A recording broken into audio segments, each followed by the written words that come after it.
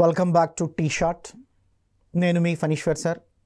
My dear students, భూ సంస్కరణల గురించి మనం డిస్కస్ చేస్తున్నాం. అందులో లాస్ట్ ఎపిసోడ్లో భూ గరిష్ట పరిమితి చట్టం గురించి మనం మాట్లాడుకున్నాం. అందులోని ముఖ్యాంశాల గురించి కూడా డిస్కస్ చేశాం. అందులోని ముఖ్యాంశాల గురించి మనం డిస్కస్ చేస్తున్నాం. దాంట్లో భాగంగానే 1958 శాసనసభలో బిల్లు ప్రవేశపెట్టినప్పుడు 61లో చట్టరూపం దాల్చినప్పుడు వివిధ రకాలకు చెందినటువంటి భూముల గరిష్ట పరిమితి 27 ఎకరాల నుంచి 324 ఎకరాలుగా నిర్ణయించడం అన్నటువంటిది జరిగింది. మరి ఆ రకాలు ఎలా ఉన్నాయన్నటువంటిది ఈ ఎపిసోడ్లో మనం చూద్దాం. ఇప్పుడు మనం ఇక్కడ గమనిస్తున్నట్లయితే భూమి రకం, భూమి తరగతి, కమతాల పరిమాణం ఎకరాలలో, గరిష్ట పరిమితి ఎకరాలలో అన్నటువంటిది ఉంది. ఇక్కడ చూసినట్లయితే మాగాణి భూములను బాగా కేర్ఫుల్గా వినండి. దీని మీద ఖచ్చితంగా ఎగ్జామ్లో ఒక క్వశ్చన్ వచ్చేటువంటి అవకాశం ఎక్కువగా ఉంది. మరి మాగాణి భూముల్లో మనం చూసినట్లయితే మాగాణి భూములను 5 రకాలుగా విభజించారు. ఏంటి ఆ 5 రకాలంటే రకము ఏ, రకము బి, రకము సి, రకము డి, రకము ఈ అన్నటువంటి 5 రకాలుగా విభజించారు. మెట్ట ప్రాంతాన్ని 3 రకాలుగా విభజించడం అన్నటువంటిది జరిగింది. సో మెట్ట ప్రాంతంలో 3 రకాలు ఏంటంటే ఎఫ్, జి, హెచ్ అన్నటువంటివి. అంటే మొత్తంగా భూమిని ఎన్ని రకాలుగా విభజించారయ్యా అంటే ఏ నుంచి హెచ్ వరకు విభజించడం అన్నటువంటిది జరిగింది. అంటే 8 రకాలుగా మొత్తం భూమిని విభజించడం జరిగింది. 8 రకాలలో 5 రకాలు మాగాణి భూములు, 3 రకాలు మెట్ట భూములు. మరి ఈ కమతాల పరిమాణం అన్నటువంటి దాన్ని ఎకరాలలో చూస్తున్నారు. సో కమతాల పరిమాణం అన్నటువంటి దాన్ని ఎకరాలలో చూస్తున్నారు. ఫర్ ఎగ్జాంపుల్ ఏ అనేటువంటి రకము భూమి ఉంది అనుకుందాం. సో ఏ అనేటువంటిది భూమి రకం అంటే మనం చెప్తాం హై క్వాలిటీ భూమి, లేకపోతే సూపర్ మోస్ట్ ఏ రకము, A1 రకము, A2 రకాలు, ఇట్లా. అంటే ఏ రకము టాప్ మోస్ట్ రకం అంటున్నారంటే అత్యధిక దిగుబడిని వచ్చేటువంటి భూమి లేదా ఎక్కువగా దిగుబడి వచ్చేటువంటి భూమిని మనం ఏ రకంగా చెప్తాం. ఏ రకం భూమి అయితే కమతాల పరిమాణం ఎకరాలలో 6 ఎకరాల నుంచి 27 ఎకరాలకు ఉండొచ్చు. అంటే మ్యాక్సిమం ఏ రకము భూమి ఏ రైతు దగ్గరైనా, ఏ భూస్వామి దగ్గరైనా 27 ఎకరాలకు మించి ఉండకూడదు అన్నటువంటిది చట్టం చెప్తుంది. అంటే type A, so maximum is 27 acres, minimum is 6 acres. అంటే ఈ రెండింటి మధ్యలోనే ఉండాలి. ఇక రకము బి చూసినట్లయితే మీరు బాగా గమనించండి. రకము బిలో రకము బిలో 8 అంటే మనం చూసినట్లయితే దీని పరిమాణం 8 ఎకరాలు ఉంటుంది. రకం బి మ్యాక్సిమం అంటే గరిష్టము. మనం గరిష్ట పరిమితి గురించే మనం మాట్లాడుతున్నాం. సో గరిష్ట పరిమితి గురించే మనం మాట్లాడుతున్నాం. ఈ గరిష్ట పరిమితి అన్నటువంటి దాన్ని చూస్తే 36 ఎకరాలుగా ఉంది. గరిష్ట పరిమితి అన్నటువంటిది 36 ఎకరాలు. అంటే బి రకంలో గరిష్ట పరిమితి అన్నటువంటిది 36 ఎకరాలుగా ఉంది. సి రకంలో గరిష్ట పరిమితి అన్నటువంటిది 10 ఎకరాల నుంచి 45 ఎకరాల మధ్యలో ఉంది. సి రకం భూమిలో, అది కూడా మాగాణి సి రకం భూమి అయితే 10 నుంచి 45 ఎకరాల వరకు గరిష్ట పరిమితి ఉంది. ఇక డి రకము భూమిలో, మాగాణి గురించే మాట్లాడుతున్నామండి మనం, A2 డి వరకు మాగాణి భూమిలే. డి రకము మాగాణి భూమి 12 ఎకరాల నుంచి 54 ఎకరాల వరకు ఉంటుందండి. అంటే మీరు ఇక్కడ ఇంటూ 4 చేస్తే మీకు క్లియర్గా అర్థమవుతుందండి.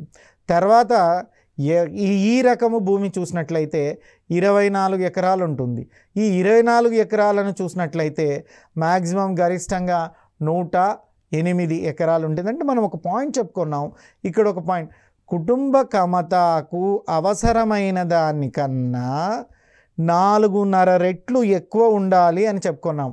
అంటే ఇప్పుడు కుటుంబ కమతకి ఫర్ ఎగ్జాంపుల్ మాగాణి భూమి ఏలో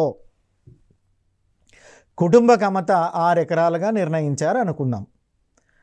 ఎంత ఎక్కువ భూమి ఉండాలా? మోర్ దాన్ 4.5 అన్నాం మనం. అంటే 4.5 రెట్లు ఎక్కువగా ఉండాలి.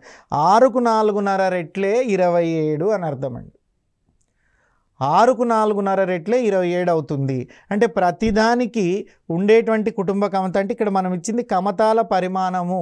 ఈ 6, 8, 10, 12, 24 అన్నటువంటివి చూస్తే కుటుంబ కమతాలని 27, 36, 45, 54, 108 చూసినట్లయితే మ్యాక్సిమం గరిష్ట పరిమితి ఎంతవరకు ఉండొచ్చు? కుటుంబ కమతకు 4.5 రెట్లు ఎక్కువగా ఉండవచ్చును. కుటుంబ కమత 6 అయినప్పుడు 4.5 రెట్లు 27 అవుతుంది. కుటుంబ కమత బి రకం కుటుంబ కమత 8 అయినప్పుడు 4.5 రెట్లు 36 అవుతుంది. కుటుంబ కమత సి అయినప్పుడు కుటుంబ కమత 10C అయినప్పుడు 4.5 రెట్లు ఎక్కువగా 45 ఎకర్స్ అవుతుంది. ఇలా మీరు గుర్తుపెట్టుకోవాలా. చాలామంది విద్యార్థులు సార్ ఇది డేటా గుర్తుంటుంది అంటే ఇక్కడ గుర్తుండాల్సిన అవసరం లేదండి. మీకు కుటుంబ కమత తెలిస్తే ఇంటూ 4.5 4.5 రెట్లు ఎక్కువగా ఉంది కాబట్టి 4.5 రెట్లు ఎక్కువ వస్తే అయిపోతుంది. ఇక్కడ కమ్ టు ద పాయింట్. మెట్ట భూమి కిందికి వద్దాం. అంటే మాగాని అయిపోయింది. మాగాని 5 రకాలుగా విభజించారు. మాగానిలో గ్రేడ్ 1 అంటే టాప్ మోస్ట్ రకం ఏ అంటున్నాం. ఏ రకంలో కుటుంబ కమత 6 ఎకరాలు, మ్యాక్సిమం గరిష్ట పరిమితి ఎంత ఉందయ్యా అంటే 27 ఎకరాల వరకు ఉందండి. అదే లీస్ట్ అంటే మాగానిలో లీస్ట్ ఈ అంటున్నాం. ఈలో కుటుంబ కమత 27 ఎకరాలుగా నిర్వచించడం జరిగింది. దాంట్లో మ్యాక్సిమం వచ్చేసి 108 ఎకర్స్ అంటే భూగరిష్ట పరిమితి. మాగాని భూమి ఈ రకమైతే 108 ఎకరాలకు మించి ఉండకూడదు. ఇక మెట్ట భూమి విషయానికి వద్దాం. మెట్టను కూడా 3 రకాలుగా విభజించడం అంటూ జరిగింది. మెట్ట భూమి విషయానికి వస్తే 36 ఎకరాల వరకు కుటుంబ కమతగా ఉండొచ్చు. 36 ఎకరాలు ఉండొచ్చు కుటుంబ కమత. 36 మ్యాక్సిమం ఎఫ్ రకము మెట్ట భూమి ఎఫ్ రకము ఎంత ఉండొచ్చయ్యా అంటే గరిష్ట పరిమితి ప్రకారం 162 ఎకరాలకు మించి ఉండకూడదు. అంటే 36 అన్నటువంటి దానికి కుటుంబ కమతం అయితే 4.5 రెట్లు ఎక్కువ అని అర్థం. మెట్ట భూమి జీ రకం అయితే కుటుంబ కమతగా 48 ఎకరాలను తీసుకున్నారు. దానిని గరిష్ట పరిమితి ఎంత ఇచ్చారయ్యా అంటే 216 ఎకరాలుగా గరిష్ట పరిమితి నిర్ణయించడం అన్నటువంటిది జరిగింది. మెట్ట భూమి హెచ్ రకం విషయానికి వస్తే కుటుంబ కమతగా 72 ఎకరాలను నిర్ణయించారు. సో 72 ఎకరాలను కుటుంబ కమతగా నిర్ణయించడం అన్నటువంటిది జరిగింది. గరిష్ట పరిమితి ఎంత ఉందయ్యా అంటే 324 ఎకరాలలో ఉంది. 324 ఎకరాలుగా ఉంది. ఇది ఖచ్చితంగా దీని మీద గుర్తుపెట్టుకోండి. ఖచ్చితంగా ఈ ల్యాండ్ సీలింగ్ యాక్ట్ మీద మనకు బిట్టు రావచ్చు. ఈ క్లాసిఫికేషన్ మీద అంటే ఈ మెట్ట భూమిని 5 రకాలుగా విభజించడము, మాగాని భూమిని 5 రకాలుగా విభజించడము, మెట్టను 3 రకాలుగా విభజించడము, ఇందులో కుటుంబ కమత ఎంత, మ్యాక్సిమం గరిష్ట పరిమితి ఎంత అన్నటువంటి దాని మీద కూడా ప్రశ్న రావడానికి అవకాశం ఉంది. Be careful. ఇక తర్వాత చూసినట్లయితే ఈ చట్టం ప్రకారం అంటే ఈ చట్టాన్ని మనం కొంచెం అవగాహన చేసుకుందాం. చట్టం ఎలా ఉంది అనేటువంటి దాన్ని అనలైజ్ చేద్దాం. ఈ చట్టం ప్రకారం ఏ గ్రేడ్ పళ్ళపు భూమి కనిష్టంగా అంటే అతి తక్కువగా 6 ఎకరాలు ఉండవచ్చు. దీన్ని మనం కుటుంబ కమతకు కుటుంబానికి అవసరమైనటువంటి 6 ఎకరాలుగా చెప్పవచ్చునండి. అంటే ఏ గ్రేడ్ భూమి అయితే గ్రేడ్ ఏ టాప్ 1 అంటున్నాం మనం. సో ఏ గ్రేడ్ టాప్ 1 భూమి 6 ఎకరాలు ఉండవచ్చు. గరిష్టంగా మనం 4.5 రెట్లు ఎక్కువ అంటున్నాం కదా. అంటే 6 × 4.5 అంటే 6 4.5 రెట్లు చేస్తే 27 ఎకరాలు ఉంటుంది. కాబట్టి దాన్ని మనం 27 ఎకరాల వరకు మనం చూడవచ్చునంటే మ్యాక్సిమం గ్రేడ్ 1 ఏ అయితే 27 ఎకరాలు. ఇక్కడ మీరు ఒక వాస్తవాన్ని గుర్తుపెట్టుకోవాలండి. ఏ భూస్వామి కూడా నాకు A1 గ్రేడ్ ఉంది 27 ఎకరాలు చాలని మనకు చెప్పలేదండి. ఏ భూమికి కూడా ఏదో పంటలు పండవనో లేకపోతే నీటిపారుదల వసతి లేదనో ఇంకో కారణాల చేతనో ఏ భూములను కూడా గ్రేడ్ 1లో ఉంచుకోలేదండి. ఎందుకు గ్రేడ్ 1లో ఉంచుకోలేదు? గ్రేడ్ 1లో ఉంచుకుంటే కనిష్టంగా 6 ఎకరాలు ఉండాలి, గరిష్టంగా మ్యాక్సిమంగా 27 ఎకరాలు ఉండాలి. అంతకన్నా ఎక్కువ భూమి ఉంటే గ్రేడ్ 1 యాక్సెప్ట్ చేయదు. కాబట్టి ఈ గ్రేడ్ 1లో ఉండడానికి జమీందారులు ఇష్టపడలేదు. సో ఆనాటి భూస్వామ్య వ్యవస్థ ఎవరు కూడా ఇష్టపడలేదు. ఇక హెచ్ గ్రేడ్ మెట్ట భూమిని మనం గమనించినట్లయితే అంటే 8వ గ్రేడు, మనం 5 గ్రేడ్లు మాగానిలో చూసాం, 3 గ్రేడ్లు మెట్టలో చూసాం. మెట్టలో చూసినటువంటి FGH లీస్ట్ గ్రేడ్ మెట్ట భూమి కనిష్టంగా లీస్ట్ 72 ఎకరాలు ఉండవచ్చు అని చట్టం చెప్తుందండి. మరి మ్యాక్సిమంగా మెట్ట భూమి ఎంత ఉండాలి?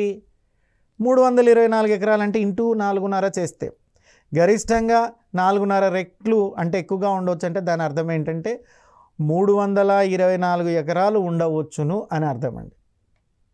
భవిష్యత్తులో ఇప్పుడు 4.5 రెట్లు ఎక్కువగా ఉండేటువంటి భూమిని భవిష్యత్తులో అంత ఎక్కువగా ఇవ్వాల్సినటువంటి అవసరం ఏం లేదు. జనాభా పెరగవచ్చు, అవసరాలు పెరగవచ్చు, తదితర కారణాల చేత భవిష్యత్తులో 3 రెట్లకు తగ్గించుకోవచ్చని చట్టం నిర్ణయించిందండి. అంటే చట్టం చేసినప్పుడైతే 4.5 రెట్లు ఎక్కువగా ఇచ్చి సీలింగ్ని నిర్ణయించారు. సీలింగ్ అంటే పరిమితి. సో ఇచ్చి సీలింగ్ని నిర్ణయించడం జరిగింది. భవిష్యత్తులో దీనిని 3 రెట్లకు తగ్గించుకోవచ్చని కూడా ఈ చట్టం నిర్ణయించడం జరిగింది. అయితే గరిష్ట పరిమితిని అప్పుడు 18 నుంచి 216 ఎకరాలుగా నిర్ణయించవచ్చు. అంటే భవిష్యత్తులో 3 రెట్లకు తగ్గించినప్పుడు అంటే ఇప్పుడు 4.5 రెట్లు ఉంది కదా, ఈ 4.5 రెట్ల నుంచి 3 రెట్లకు తగ్గించినప్పుడు ఎంత వస్తుందయ్యా అంటే మినిమము ఇప్పుడు 27 ఉండేటువంటిది అప్పుడు 18 అవుతుంది. ఇప్పుడు 327 ఎకరాలుగా ఉండేది అప్పుడు 216 ఎకరాలుగా నిర్ణయించబడుతుందని ఈ చట్టం మనకు తెలియజేస్తుందండి. మరి చట్టం బాగుందండి, ఫెంటాస్టిక్. అయితే ఇది కూడా పేపర్ టైగర్ అంటున్నారు. మరి అమలు తీరును ఒకసారి చూద్దాం. అంటే చట్టం సరిగ్గా అమలయ్యిందా? మరి నిజంగా మనం ఆశించిన ఫలితాలు వచ్చాయా? నిజంగా భూ కేంద్రీకరణ అన్నటువంటిది తగ్గిపోయిందా? మరి రాష్ట్రంలోని ప్రజలందరూ మిగులు భూములను పంచుకొని హ్యాపీగా ఉన్నారా? ఇత్యాది విషయాలన్నీ కూడా మనం అమలు తీరులో పరిశీలిద్దాం. ఈ చట్టం వల్ల 30 లక్షల ఎకరాల మిగులు భూమి ఉందని ఒక అంచనా వేయగలిగారండి. అంటే ఈ చట్టం రావడం వల్ల 30 లక్షల ఎకరాల మిగులు భూమి, ఇక్కడ సేద్య భూమిలో 10% ఉండగలదని అంచనా వేశారండి. అంటే ఎంత మిగులు భూమి ఉందంటే అందరికంటే ఎక్స్ట్రా ఉండేటువంటి భూమిని లాక్కుంటే అది ఒక 30 లక్షల ఎకరాల భూమి వరకు వచ్చేదంట. ఈ 30 లక్షల ఎకరాల భూమి అంతా కూడా సేద్యం చేస్తున్నారని అర్థం కాదు. సేద్యం చేసే భూమిలో ఇది 10%. సేద్యం చేసేటువంటి భూమిలో 10% అంటున్నారు. కానీ తెలంగాణలో 22,995 ఎకరాలు మిగులు భూమిని ప్రకటించినప్పటికీ జనరల్లీ కొన్ని పుస్తకాల్లో మీకు సుమారు 23,000 ఎకరాలు అని ఉంటుందండి. తప్పేం కాదు. యాక్చువల్లీ ఎగ్జాక్ట్లీ ఫిగర్ ఈజ్ 22,995 ఎకరాలు. మీకు రౌండ్ ఫిగర్ కోసం 5 ఎకరాలని కలిపి చెప్పిండొచ్చు, సుమారుగా 23,000 ఎకరాలని. ఈ 23,000 ఎకరాలు మిగులు భూమి ప్రకటించినప్పటికీ 14 లక్షల నష్ట పరిహారాన్ని చెల్లించి 886 ఎకరాలు మాత్రమే ప్రభుత్వం స్వాధీనం చేసుకుందండి. అంటే ఇక్కడ మీరు పాయింట్ గమనించాలి. ఐడెంటిఫై అయినటువంటి మిగులు భూమి ఎంత ఉందయ్యా అంటే గుర్తించబడినటువంటి మిగులు భూమి ఏమో 22,995 ఎకరాలండి. ప్రభుత్వం స్వాధీనం చేసుకోగలిగినటువంటి భూమి కేవలం 886 ఎకరాలు మాత్రమే. ఎక్కడ 22,995 ఎకరాలు అంటే సుమారుగా 23,000 ఎకరాలు అన్యాయంగా అక్రమాలతో అన్యాయంగా భూమి ఉందని తెలిసినప్పటికీ కూడా ప్రభుత్వం చేయగలిగింది ఏంటి? కేవలం 886 ఎకరాలను మాత్రమే స్వాధీనపరచుకుంది. దానికి కారణాలను చూద్దాం. కోర్టు తగాదాల వల్ల మిగులు భూమి అంతా కూడా ప్రభుత్వం స్వాధీనం చేసుకోలేకపోయింది. మిగులు భూమిని గుర్తించినప్పటికీ కూడా స్వాధీనపరచుకోవడం ప్రభుత్వం వల్ల కాలేదు. న్యాయపరమైనటువంటి తగాదాలు, కోర్టు చిక్కులు, కోర్టుల యొక్క ఆర్డర్సు ఇత్యాది కారణాల చేత కేవలము ప్రభుత్వం స్వాధీనం చేసుకున్న భూమి ఎంత అయ్యా అంటే కేవలం 886 ఎకరాలు మాత్రమే. మరి గుర్తించిందేమో తెలంగాణ రాష్ట్రంలో అన్యాయంగా 22,995 ఎకరాల భూమి ఉన్నట్లుగా గుర్తించినా కూడా తిరిగి తీసుకోలేనటువంటి పరిస్థితి ఆనాటి ప్రభుత్వం దగ్గర ఉంది. మరి దీంట్లో కోర్టుల జోక్యం ఉంది, న్యాయ సమస్యలు ఉన్నాయి. ఇవన్నిటిని ప్రభుత్వం వల్ల కూడా కాలేదు. ఇక తర్వాత చూసినట్లయితే ఈ చట్టం ప్రకారం విధించబడినటువంటి గరిష్ట పరిమితికి ఎక్కువగా ఉండడం వల్ల 324 ఎకరాల వరకు ఉండొచ్చు అన్నటువంటిది. సో అంత ఎక్కువగా గరిష్ట పరిమితి ఉండడం వల్ల కూడా ఇది ఆశించిన రీతిలో ప్రభుత్వం మిగులు భూమిని సమకూర్చుకోలేదు అని చెప్తున్నామండి. అంటే 324 ఎకరాల వరకు అనుమతి ఇచ్చిన తర్వాత ఇంకా పెద్దగా భూమి ఏం మిగులుతుంది? ఒక్కొక్క వ్యక్తికి ఇక్కడ మనం చూసినట్లయితే ఒక్కొక్క 324 ఎకర్స్ పెడుతున్నారండి. 324 ఎకర్స్ సీలింగ్ అయినప్పుడు మిగతా భూమి దొరికేటువంటి పరిస్థితి కష్టంగా ఉంది కదా. ఇది కూడా ఒక డిఫాల్ట్, అంటే ఒక లోపము చట్టంలో. ఇక ఈ చట్టంలో అనేక లోపాల వల్ల కూడా ఇంప్లిమెంటేషన్ అన్నటువంటిది సరిగ్గా లేదు. ఇక్కడ వాస్తవాన్ని మనం గమనించాల్సింది అంటే మీకు డౌట్ రావాలి, ఏం లోపాలు లేకుండా చట్టం చేయలేరా? వాస్తవానికి చట్టం చేసేటువంటి వాళ్ళు, అందులో చట్టసభల్లో ఉండేటువంటి వాళ్ళు, సో కోర్టుల్లో ఉండేటువంటి వాళ్ళు, న్యాయాధికారులు చాలా మటుకు వీళ్ళల్లో ఎక్కువ శాతం సో జమీందారుల నుంచో భూస్వాముల వర్గం నుంచో వచ్చినటువంటి వారు ఉండవచ్చు. మరి చట్టం అమలులో లోపాలున్నాయి. ఆ లోపాలు ఏంటో ఒకసారి చూద్దాం. అసెంబ్లీలో 1958లో బిల్లు ప్రవేశపెట్టినప్పటికీ సో 1961లో చట్టం చేయడంతో ఈ 3 సంవత్సరాలు భూస్వాములు చట్ట పరిధిలోకి రాకుండా తమ భూములను వివిధ మార్గాల ద్వారా బినామీలుగా మార్చుకున్నారన్నటువంటిది వాస్తవము. సో ఇక్కడ చట్టమేమో 58లోనే ప్రవేశపెట్టినప్పటికీ అమలు మాత్రం 61లో జరిగింది. అంటే 58కి 61కి 3 సంవత్సరాల వ్యవధి ఉంది. ఆనాటి ప్రభుత్వం ఎందుకు 3 సంవత్సరాలు ఆగి చట్టాన్ని అమలుపరిచింది?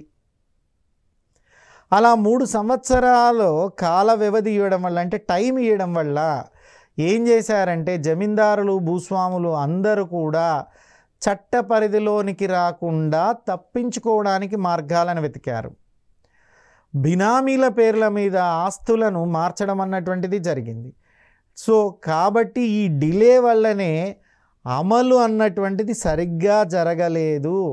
అమలు తీరులో ప్రధాన లోపమే ప్రకటన 58లో చేస్తే అమలు 61లో జరగడము, ప్రకటన 58లో చేస్తే అమలు 61లో జరగడం అన్నటువంటిదే ప్రధాన కారణమైంది.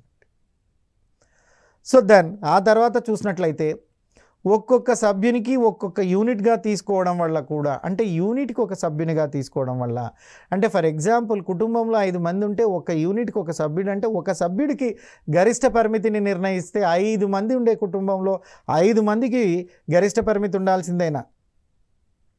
ఇది కూడా డిఫాల్ట్ అయింది. అంటే చాలా ఎక్కువ మొత్తం భూమి వాళ్ళ దగ్గరనే ఉండిపోయిందండి. ఫర్ ఎగ్జాంపుల్ నేనున్నా అనుకుందాం, నేను ఒక వ్యక్తిని, నేను ఒక భూస్వామిని అనుకుందాం, నాకు గరిష్ట పరిమితి 27 ఎకరాల నుంచి 324 ఎకరాల వరకు ఉంది. ఒక వ్యక్తికి ఇక్కడ ఒక సభ్యుని ఒక యూనిట్గా అన్నటువంటి పాయింట్ చెప్తున్నాను నేను. ఒక యూనిట్ ఒక సభ్యుడిగా అన్నటువంటి పాయింట్ చాలా క్లియర్గా చెప్తాను, వినండి. సో ఇప్పుడు నేను ఒక వ్యక్తిని, నాకు ఒక యూనిట్గా నన్ను తీసుకుంటే నాకు సీలింగ్ ఎంత ఉంటుంది? 27 ఎకరాల నుంచి 324 ఎకరాల వరకు ఉంటుంది. అంటే మ్యాక్సిమం 324 ఎకరాల వరకు ఉండొచ్చు. అలా మా ఇంట్లో 5 మంది కుటుంబం అంటున్నారు. మా 5 మందికి 324 ఇంటూ 5. సో 5 మంది సభ్యులు ఉండేటువంటి కుటుంబాన్ని తీసుకుంటే గరిష్ట పరిమితికి మించి భూమి దాదాపుగా 360 ఎకరాలు సో ఉండేటట్లుగా వస్తుంది. దాన్ని మనం క్యాలిక్యులేట్ చేస్తే దాదాపుగా 1080 ఎకరాలు లేదా 2160 ఎకరాలు ఒక కుటుంబానికి వచ్చే విధంగా ఈ చట్టం చేయబడిందండి. ఇక్కడ పాయింట్ అర్థమైందా? అంటే ఒక వ్యక్తిని ఒక యూనిట్గా తీసుకోవడం వల్ల ఒక కుటుంబానికి 1080 నుంచి 2160 ఎకరాలు కుటుంబానికి సీలింగ్ హౌస్, అంటే పరిమితి ఉండేటువంటి విధంగా ఈ చట్టం చేయబడింది. అంటే ఇంత మొత్తం పరిమితి విధంగా ఉంటే, ఇంత పెద్ద మొత్తం పరిమితి ఉంటే ఇంకా భూ సంస్కరణలు సక్సెస్ అవ్వడం అన్నటువంటిది అంత సులభంగా జరిగేటువంటి అంశం కాదండి. ఇది అంటే ఈ చట్టంలో ఈ లోపాలను మీరు అబ్జర్వ్ చేయాల్సినటువంటి అవసరం ఉంది. ఇక నెక్స్ట్ చూస్తే దేవాదాయ భూములు, చెరుకు పండించేటువంటి భూములు, కాఫీ, తేయాకు, రబ్బరు తోటలు, అదేవిధంగా తోట పంటలు మొదలగు వాటిని ఈ చట్టంలో నుంచి మినహాయింపు ఇచ్చారు. దీనివల్ల అనేక జాగీర్దారులు అనేక వేల ఎకరాలను మిగిలించుకున్నారు. అంటే అనేక మంది అనేక ఎకరాలను మినహాయింపు పొందారు. ఎలా మినహాయింపు పొందారంటే, నా భూములు దేవాదాయ భూములను, నేను చెరుకు పండించేటువంటి భూములే నా దగ్గర ఉన్నాయి, నేను చెరుకు పండిస్తున్నానో, కాఫీ పండిస్తున్నానో, తేయాకు అనో, రబ్బర్ అనో, తోట పంటలు వేసేటువంటి భూములే ఉన్నాయి, మిగతా భూములు లేవనంటే ఏవైతే ఎగ్జంప్షన్ ఉందో, ఏదైతే మినహాయింపు ఉందో ఆ భూములన్నీ కూడా జమీందారు చేతుల్లో వేల ఎకరాలలో మిగిలిపోయాయి. సో మరి వేల ఎకరాలు ఎప్పుడైతే మినహాయింపు పొందాయో భూ సంస్కరణలు అన్నటువంటి ఫలితాన్ని అన్నటువంటి రిజల్ట్ని మనం సాధించలేకపోయాము, సక్సెస్ కాలేకపోయామంటే లోపంగా కనపడుతుంది. ఫర్ ఎగ్జాంపుల్ చర్లపల్లి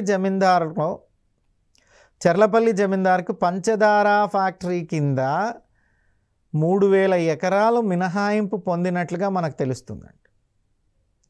ఒక వ్యక్తికి 3000 ఎకరాలు ఏంటండి, అది కూడా పంచదార ఫ్యాక్టరీ కింద మినహాయింపు.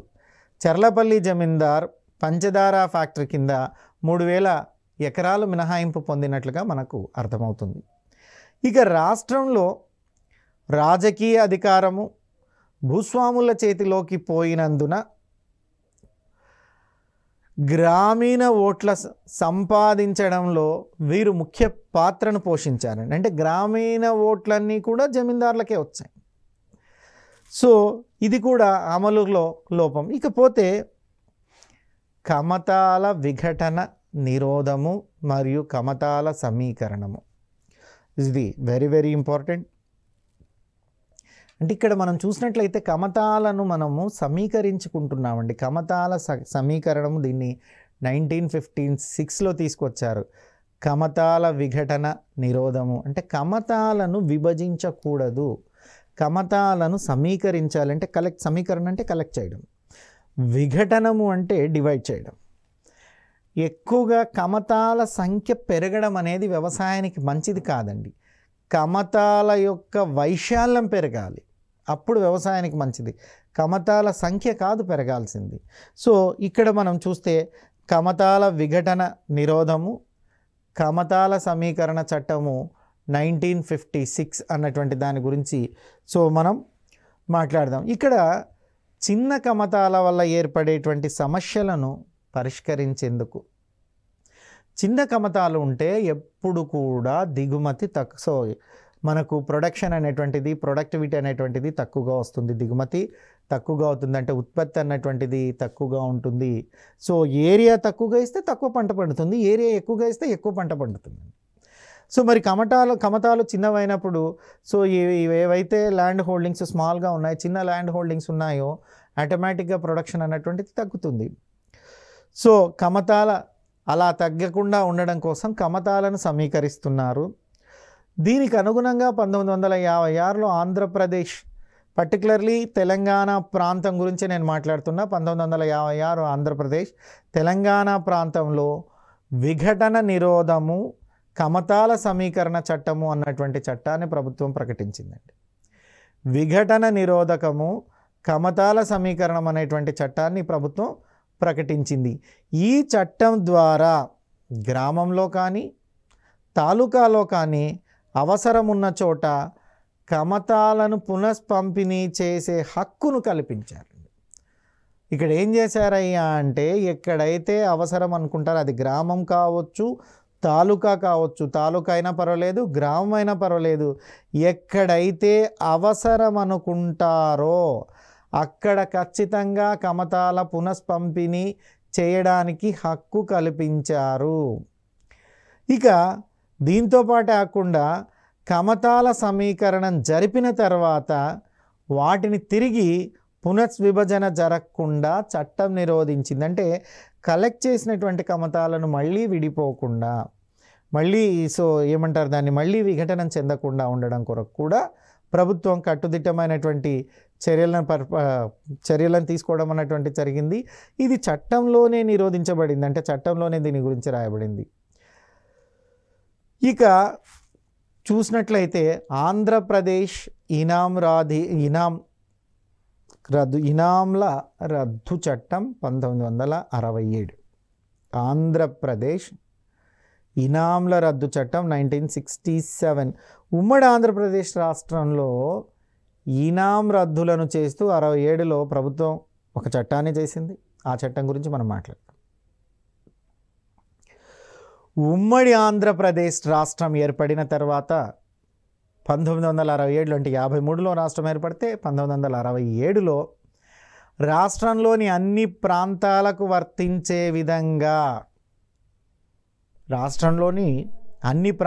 వర్తించే విధంగా ఇనాం రద్దు చట్టం ఆమోదించబడింది. సో ఇనాం రద్దు చట్టం అన్నటువంటి దాన్ని ఆమోదించబడింది. ఇక్కడ మనం గుర్తుంచుకోవాల్సినటువంటి ప్రధాన అంశాలు ఏంటయ్యా అంటే, ఉమ్మడి ఆంధ్రప్రదేశ్ ఏర్పడక ముందు తెలంగాణ ప్రాంతంలో ఇనాందారీ చట్టం ఉంది. అది ఎప్పుడయ్యా అంటే 1955లో. ఉమ్మడి ఆంధ్రప్రదేశ్, సో దాన్ని 1955 చట్టం అని అంటున్నారండి. సో ఉమ్మడి ఆంధ్రప్రదేశ్ ఏర్పడిన తర్వాత 67లో వచ్చినటువంటి చట్టం అన్ని ప్రాంతాలకు వర్తిస్తుంది. కానీ 55లో వచ్చినటువంటి ఇనాందారీ చట్టం మాత్రం తెలంగాణకు మాత్రమే ఉంటుంది. తెలంగాణ ప్రాంతంలో తెలంగాణ ఇనాందారీ చట్టం ఉంది. నెక్స్ట్ చూస్తే ఆంధ్ర ప్రాంతంలో ఇనాం రద్దు చట్టం 56లో వచ్చింది. అంటే ఈ ఇనాం రద్దు చట్టం తెలంగాణలో 55లో వచ్చింది, ఆంధ్రలో 56లో వచ్చింది, రెండు కలిపి 67లో వచ్చింది. ఇది మీరు గుర్తుపెట్టుకోవాల్సినటువంటి పాయింట్. తెలంగాణలో 55లో వచ్చింది, ఏపీలో 56లో వచ్చింది, రెండింటిని కలిపి 1967లో దీన్ని తీసుకురావడం అన్నటువంటిది జరిగింది. ఇక తర్వాత చూసినట్లయితే ఇనాం రద్దు చట్టం 1967 ఆగస్టు 15, 1968 నుండి అమల్లోకి వచ్చింది. కాగా ఇక్కడ మనం గుర్తుపెట్టుకుంది ఏంటయ్యా అంటే 70లో మళ్ళీ హైకోర్టు దీన్ని కొట్టేసింది. ఏ చట్టం అన్నా చూడండి, ఇటు రావడం, 2-3 ఏళ్ళు కోర్టులో ఫైట్ చేయడము, దాన్ని కొట్టేయడం. ఇక్కడ ఈ ఇనాందారు చట్టం కూడా మనం గ్రేట్గా చెప్తున్నాం. ఏమని చెప్తున్నాం? ఆగస్టు 15, 1967 చట్టం అమల్లోకి వచ్చింది అంటున్నాం. నెక్స్ట్ చూసినట్లయితే 70లోనే ఈ రాష్ట్ర హైకోర్టు ఈ చట్టాన్ని కొట్టివేసినట్లుగా మనం చెప్పుకుంటున్నాం. ఇక దీంతో తెలంగాణ ప్రాంతంలో 1955లో వచ్చినటువంటి చట్టం తిరిగి 1973లో లోపాల లేనటువంటి ఈనాం చట్టంగా తీసుకురావడానికి ప్రభుత్వం ప్రయత్నం చేసింది. ఇక చట్ట ప్రకారం రైతులకు రైత్వారీ పట్టాలను కూడా ఈ చట్టం ద్వారానే ఇవ్వడం అన్నటువంటిది జరిగింది. ఇకపోతే మనం ఈ ఎపిసోడ్లో ఏం నేర్చుకున్నాం అన్నటువంటి దాన్ని చూసినట్లయితే, ఈ ఎపిసోడ్లో భూముల రకాలను చూసాం. మాగాణి భూమి, మెట్ట భూమి, సీలింగ్ ఎంత ఉంటుంది, గరిష్ట పరిమితి ఎంత ఉంది అన్నటువంటి దాన్ని చూడడం అన్నటువంటి జరిగింది. సో మాగాణిలో 5 రకాల భూములు ఉన్నాయి. సో 6 నుంచి 27 ఎకరాలు అంటే మొత్తం ల్యాండ్ సీలింగ్ చూస్తే 27 ఎకరాల నుంచి 324 ఎకరాల వరకు చూసాం. మెట్టలో 3 రకాలను చూసాం. మరి ఏ గ్రేడ్ ఎంత ఉంది, బి గ్రేడ్ ఎంత ఉంది చూసాం. అమలు తీరును చూసాం. అమలు తీరులో లోపాలు ఉన్నాయి, వాటిని గురించి కూడా మనం డిస్కస్ చేసాం. మరి 1961లో ఈ చట్టం అంటే 58లో చట్టం చేయబడితే 61లో అమలైంది. 3 సంవత్సరాలలో చాలామంది భూస్వాములు బినామీల పేరుతో భూములను రాసుకోవడం అన్నటువంటిది చూసాం. చాలామంది భూములను ఎగ్గొట్టడానికి దేవాదాయ భూములని, చెరుకు పండించేటువంటి భూములని, కాఫీ, తేయాకు, రబ్బరు తోట పంటలు మొదలగు వాటి కింద మినహాయింపులు పొందారు. ఉదాహరణకు మనకు చర్లపల్లి జమీందార్ దగ్గరనే పంచదార ఫ్యాక్టరీ కింద 3000 ఎకరాలుగా ఉన్నట్లుగా మనకు రికార్డెడ్గా తెలుస్తుంది. ఇక కమతాల విఘటనము, నిరోధము, కమతాల సమీకరణము 1956లో ఎలా ఉందో చూసాము. ఇక ఆంధ్రప్రదేశ్ ఇనాంల రద్దు చట్టం 1967 గురించి కూడా మనం చూసాం. ఇక రాబోయే ఎపిసోడ్లో భూదానోద్యమం అన్నటువంటి దాని గురించి చూస్తున్నాం. ఈ భూదానోద్యమానికి మన తెలంగాణకు చాలా సంబంధాలు ఉన్నాయి. ఇక్కడికి వచ్చిన తర్వాత సో భూదాన్ పోచంపల్లి అని ఉంది, అది ఇక్కడి నుంచే ఫేమస్ అయింది. ఆ భూదాన్ ఏంటి అనేటువంటిది నెక్స్ట్ ఎపిసోడ్లో మనం భూదానోద్యమం గురించి తెలుసుకుందాం. Thank you.